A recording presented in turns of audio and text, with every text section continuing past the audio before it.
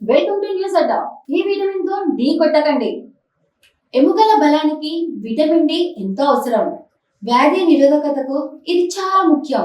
శరీర ఆరోగ్యం పట్ల అవగాహన మంచిదే, కానీ అది ఆచరణలో సరిగా లేకపోతే ముంచడం ఖాయం. ఎందుకంటే ఇటీవల ఎవరికి వారుగా విటమిన్ డి క్యాప్సూల్స్ తీసుకుంటున్నారు. అవసరమైనంత మేరకే విటమిన్ డి క్యాప్సూల్స్ ప్రాణాధారంగా పనిచేస్తాయి. మోతాదు మించితే అదే విషమవుతుందని వైద్యులు హెచ్చరిస్తున్నారు.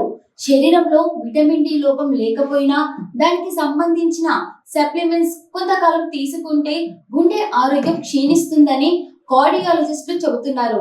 అలాగే అదనంగా వచ్చే చేరిన డి విటమిన్ల వల్ల కిడ్నీలపై భారం పడుతుంది. వాటి పనితీరు తగ్గిపోయి ఫెయిల్యూర్ కి దారితీయొచ్చు. కాబట్టి సొంతంగా విటమిన్ డి క్యాప్సూల్స్ తీసుకోవద్దని వైద్యులు చెబుతున్నారు.